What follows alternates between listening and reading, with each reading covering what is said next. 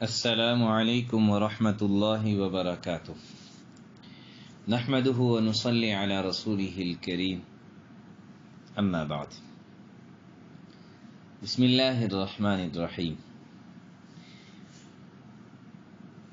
ختم نبوت کورس میں آج ہم انشاءاللہ تیسرا سبق پڑھیں گے، سبق نمبر 3 پڑھیں گے، اور ہمارے آج کے سبق کا موضوع ہے عقیدہ ختم نبوت احادیث کی روشنی میں،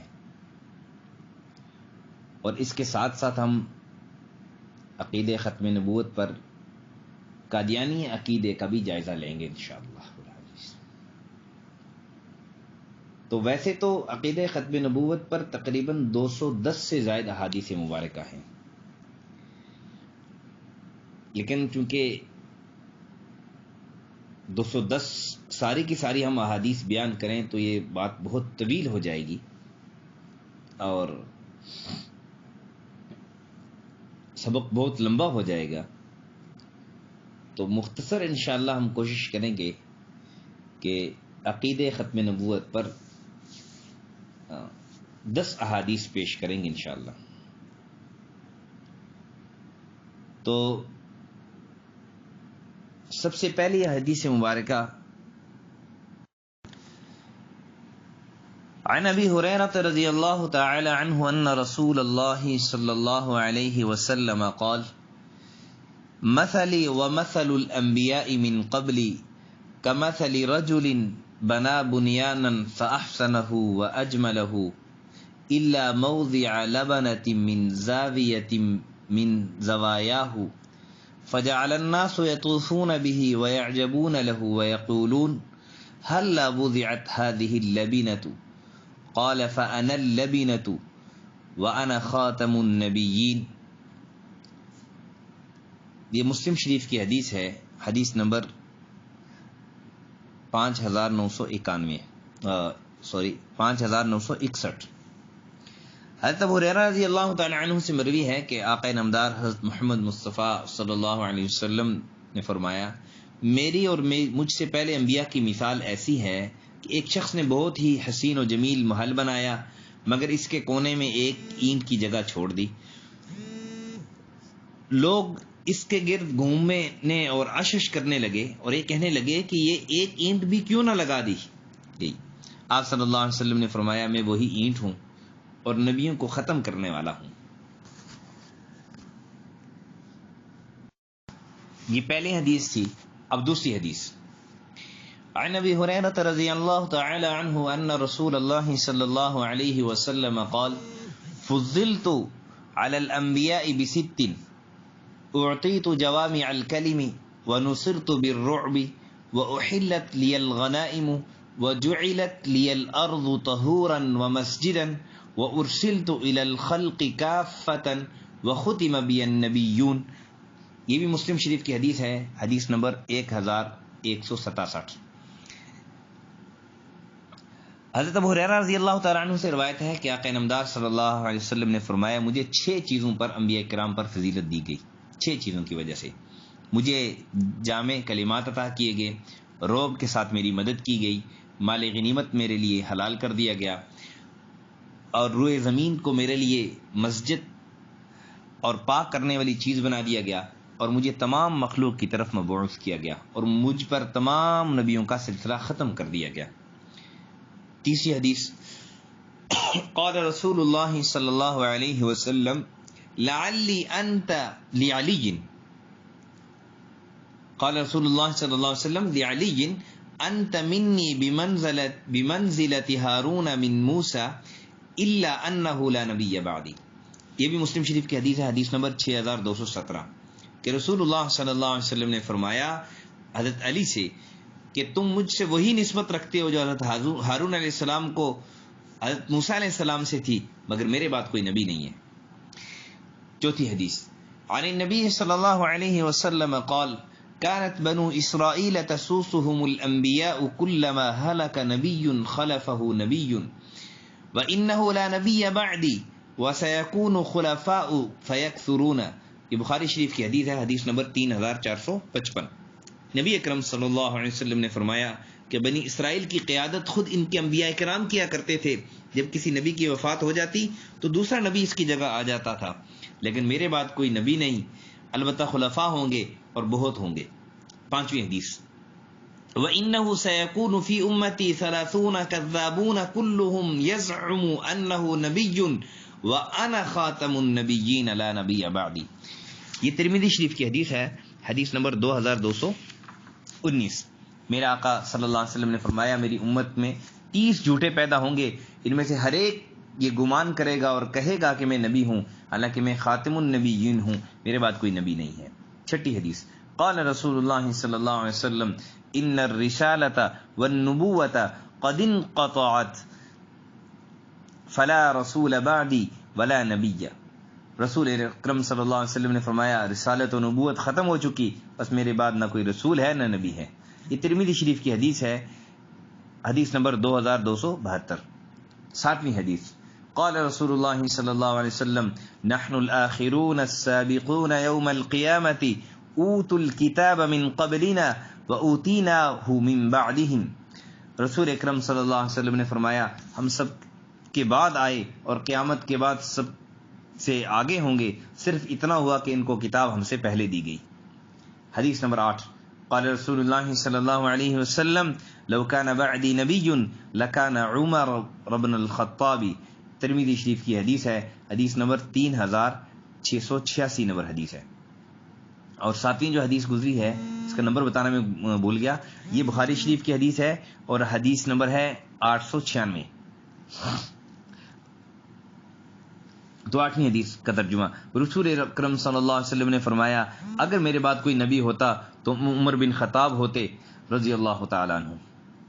اور نویں حدیث، عن جبیر بن مطعم قال سمعت النبی صلی اللہ علیہ وسلم یقول ان لی اسماء وانا محمد وانا احمد وانا الماحی الذی یمحو اللہ به الکفر وانا الحاشر الذی یحشر الناس على قدمی وَأَنَا الْعَاقِبُ الَّذِي لَيْسَ بَعْدَهُ نَبِيٌّ. یہ مشکات شریف صفحہ 515 پر یہ حدیث ہے. حضرت جبیر بن مطعم رضی اللہ تعالیٰ عنہ سے مروی ہے، رسول اللہ صلی اللہ علیہ وسلم نے فرمایا میرے چند نام ہیں، میں محمد ہوں، میں احمد ہوں، میں ماحی یعنی مٹانے والا ہوں کہ میرے ذریعے اللہ تعالیٰ کفر کو مٹائیں گے، میں حاشر یعنی جمع کرنے والا ہوں کہ لوگ میرے قدموں پر اٹھائے جائیں گے، اور میں عاقب ہوں یعنی سب کے بعد آنے والا ہوں کہ میرے بعد کوئی نبی نہیں ہے.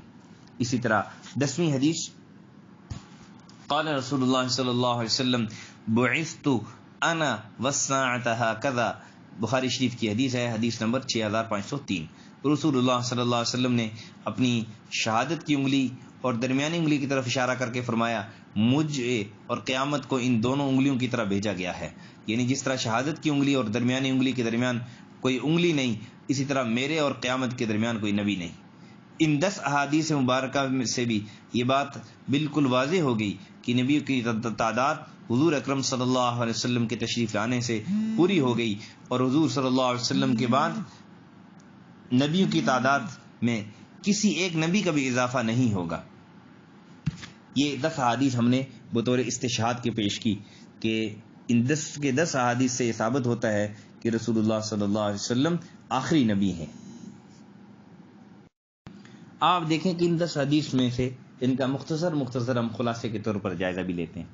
پہلے حدیث جو حضرت ابو ہریرہ کی ہم نے پڑھی کہ جس میں رسول اللہ صلی اللہ علیہ وسلم نے اپنی اور انبیاء کی مثال دی، تو اس سے بھی یہ بات ثابت ہوا کہ جو آخری اینٹ جب لگا دی گئی تو وہ مکان، وہ محل مکمل کمپلیٹ ہو گیا. تو نبی پاک نے فرمایا کہ میں وہ آخری اینٹ ہوں. جب وہ اینٹ لگ چکی تو اب کسی دوسری اینٹ کی جیسے ضرورت نہیں اس محل کے مکمل ہونے میں. اسی طرح نبی پاک صلی اللہ علیہ وسلم کے تشریف لانے سے انبیاء کا جو ایک سلسلہ تھا وہ مکمل ہو چکا، اب اس کے بعد کوئی دوسرا نبی نہیں آئے گا. اس طرح جو دوسری حدیث ہے جس میں نبی پاک صلی اللہ علیہ وسلم نے فرمایا کہ 6 چیزوں پر مجھے انبیاء کرام پر فضیلت دی گئی، اس میں مجھے جامع کلمات عطا کیے گئے، روب کے ساتھ میری مدد کی گئی، اور دیکھو اس میں روئے زمین کو میرے لیے مسجد اور پاک کرنے والی چیز بنا دی، اور کہا مجھے تمام مخلوقات کی طرف نبی بنا کر بھیجا گیا ہے. لہذا جب تمام مخلوقات کی طرف نبی بنا کر بھیجا گیا ہے تو کسی اور دوسرے نبی کی گنجائش باقی نہیں رہتی. اور پھر آخر میں واضح بھی کر دیا کہ مجھ پر انبیاء کرام کا سلسلہ ختم کر دیا گیا، اب میرے بعد کوئی نبی نہیں آئے گا.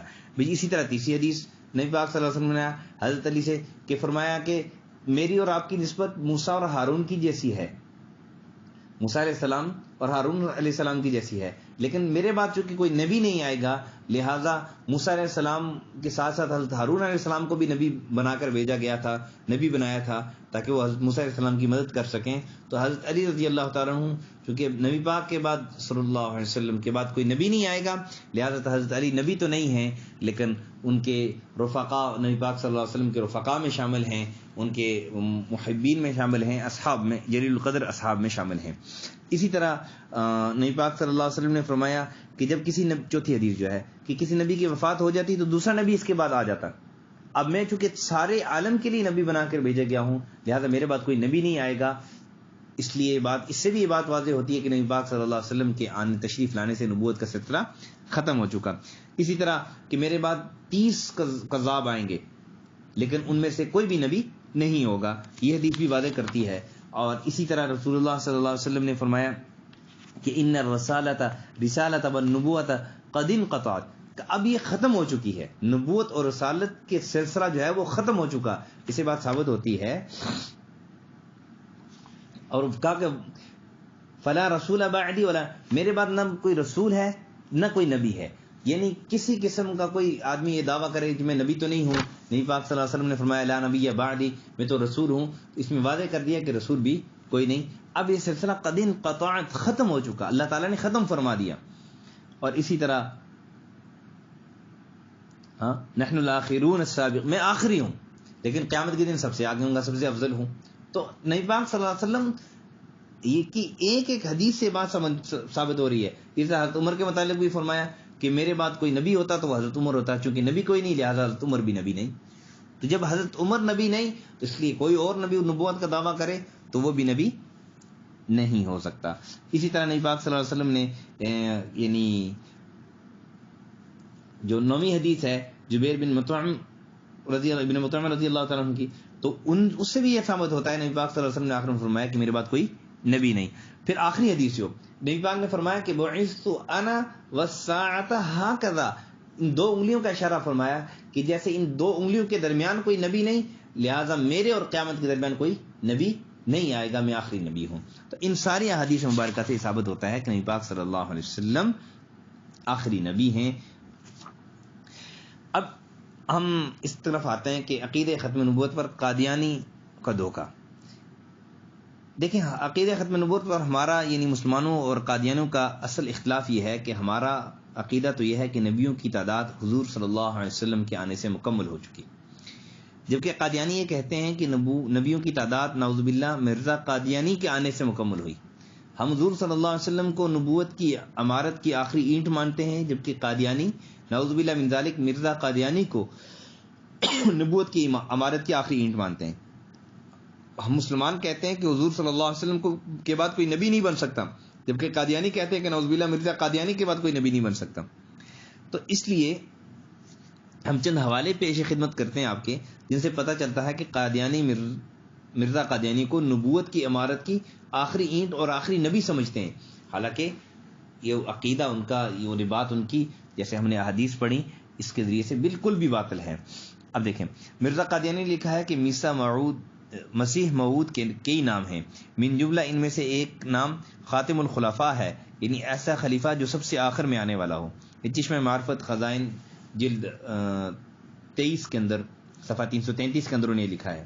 تو اس سے بھی وہ کہتے ہیں کہ سب سے آخر آنے والا ہے، لہٰذا میں وہ آخری خلیفہ ہوں. اب اپنی طرف یہ ایک نبوت کا دعویٰ کرتے ہیں کہ جیسا مسیح موعود حضرت عیسیٰ علیہ السلام کا ایک نام تھا، اس طرح آخر الخلفاء ان کا بھی ایک نام ہے اور وہ میں ہوں. دوسرا حوالہ مرزا قادیانی نے لکھا کہ پس خدا نے ارادہ فرمایا کہ اس پیش گوئی کو پورا کر کے اور آخری اینٹ کے ساتھ بنا کر اس کو کمال تک پہنچا دوں، اور میں وہی آخری اینٹ ہوں. اب دیکھیں یہ بھی خطبۃ الحامیہ صفحہ 112 کے اندر لکھا ہوا ہے، اور خزائن کے اندر بھی ان کی جو کتاب ہے اس کے اندر بھی لکھا ہے. تیسرا حوالہ مرزا قادیانی لکھا ہے کہ وہ بروز محمدی یعنی جو قدیم سے موعود تھا میں ہوں، اس لیے بروزی رنگ کی نبوت مجھے عطا کی گئی ہے، اور اس نبوت کے مقابل پر تمام دنیا اب بے دست و وپا ہے، کیونکہ نبوت پر مہر ہے، اور ایک بروزی محمدی جمیل کمالات محمدیہ کے ساتھ، یعنی اپنے آپ کو کمالات محمدیہ والا کہتا ہے، آخری زمانے کے لیے مقدر تھا، سو وہ ظاہر ہو گیا، اب بجز اس کھڑکی کے کوئی اور کھڑکی کی نبوت کے چشمے سے پانی لینے کے لیے باقی نہیں رہی۔ ایک غلطی کا ازالہ صفحہ 6 کے اندر انہوں نے یہ بات لکھی ہوئی ہے۔ تو لہذا قادیانی اپنے آپ کو بروزی نبی کہتے ہیں، حالانکہ نبی نے اکرم صلی اللہ علیہ وسلم نے جب یہ فرما دیا کہ میرے بعد کوئی نبی نہیں، تو کسی قسم کا کوئی نبی نہیں ہوگا، نہ رسول ہوگا، نہ بروزی اور نہ دوسرا کوئی رسول۔ اسی طرح چوتھا حوالہ مرزا قادیانی نے لکھا ہے کہ جس قدر مجھ سے پہلے اولیاء، قطب، ابدال وغیرہ اس امت سے گزر چکے، ان کو یہ حصہ کثیر اس نعمت کا نہیں دیا گیا، بس اس وجہ سے نبی پاک نبی کا نام پانے کے لیے صرف مجھے ہی مخصوص کیا گیا، اور دوسرے تمام لوگ اس نام کے مستحق نہیں ہیں۔ تو دیکھیں حقیقت الوحی صفحہ 391 کے اندر انہوں نے لکھا ہے، تو یعنی وہ بھی اپنے آپ کو نبی کہہ رہے ہیں۔ اسی طرح پانچواں حوالہ مرزا قادیانی نے لکھا ہے کہ ہلاک ہو گئے وہ جنہوں نے ایک برگزیدہ رسول کو قبول نہیں کیا، اپنے آپ کو رسول کہہ رہے ہیں۔ مبارک ہیں وہ جنہوں نے مجھے پہچانا، اور میں خدا کی راہوں میں سب سے آخری راہ ہوں۔ اب نبی پاک صلی اللہ علیہ وسلم فرما رہے ہیں میں آخری نبی ہوں، اور یہ جھوٹا کہہ رہا ہے میں نبی ہوں، میں آخری ہوں، اور اس سب کے سب نوروں میں سے آخری نور ہوں۔ اب یہ اپنے آپ کو، ہم نبی پاک صلی اللہ علیہ وسلم کو آخری نبی مانتے ہیں، اپنے آپ کو آخری نبی بتا رہا ہے، اور یہ کہہ رہا ہے کہ بدقسمت ہے وہ جو مجھے چھوڑتا ہے، میں تو سمجھتا ہوں کہ خوش قسمت ہے وہ جو اس ملعون کے پیچھے نہیں پڑتا، اس کی اتباع نہیں کرتا، وہ بہت خوش قسمت ہے۔ اور یہ کہہ رہا ہے کہ کیونکہ میرے بعد سب تاریکی ہے، میں تو کہتا ہوں کہ اس کے پاس اس کی اتباع کرنے میں تاریکی ہے، اس کی اتباع چھوڑنے میں، اس پر لعنت بھیجنے میں وہ روشنی ہے اور نور ہے۔ تو بہرحال یہ تھا آج کا سبق، جس میں قادیانیوں کا دھوکہ اور عقیدہ بھی جو اپنے وہ بیان کرتے ہیں اس کی بھی کچھ تشریح ہو گئی، اور عقیدہ ختم نبوت پر احادیث بھی پیش کی گئیں۔ امید ہے کہ آپ یہ سبق توجہ سے سنیں گے اور اس کو سمجھیں گے بھی، اور اس کو دوسروں تک بھی پہنچائیں گے۔ اور میری تمام ممبران سے گزارش ہے جو بھی یہ سبق سنیں تو آخر میں مشقی سوالات جو ہم بھیجتے ہیں ان کو ضرور جو ہے نا وہ سمجھ کے اس کا جواب دیا کریں، اور جس کو سمجھ میں نہ آئے تو وہ براہ راست مجھ سے پوچھ بھی سکتے ہیں۔